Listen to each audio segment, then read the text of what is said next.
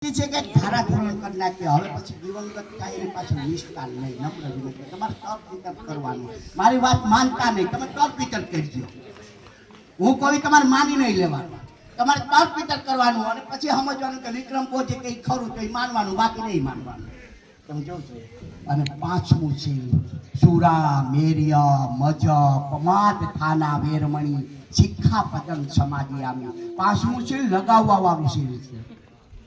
હમણાં 31 આવે છે, બેનો લગાવે છે.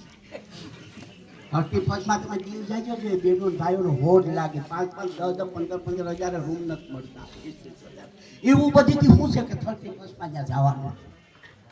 આ ત્રિશરણ ને પંચશીલ તથાગત બુદ્ધે બોધ ધમ્મા એ ઉલ્લેખ કરેલો છે. તમે વિચાર કરો છો. બીજી વસ્તુ એ છે કે આ દિવંગત થયા ને, જો તમે આ ખરા દિલથી અને આદરાંજલિ ભાવાંજલિ અર્પિત કરવા માંગતા હોય ને, તો તમારે વ્યસનો અહીંયા મૂકવાના છે, તમારા મનમાં નક્કી કરીને.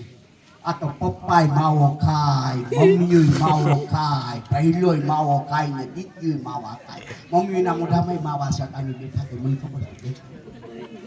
એક માવો 20 રૂપિયાનો આવે, 2 માવા ખાવ એટલે 40 રૂપિયા, 3 માવા ખાવ એટલે 60 રૂપિયા, અને 5 માવા ખાવ એટલે 100 રૂપિયા. એક જણાના 100 રૂપિયા હોયા ગયા. પહેલા તું ખાતો નહીં હો, નહીં ખાને.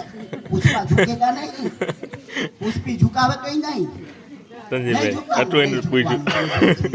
એટલે મારે તમને કહેવાનો મતલબ એ છે કે આ ત્રિચરણ અને પંચશીલ ઉપર બોધધમ છે. તમે 5 માવા ખાતા હોય ત્યારે મૂકી દેજો કે હવે પછી અમે 2 માવા ખાવું. ધરાડ નહીં મુકાય. તમારો હૃદયથી તમે નક્કી કરશો. અને 8 વર્ષના ઉપરના છે એ વ્યસન નહીં મૂકતા, બાકી હોયા જાઓ.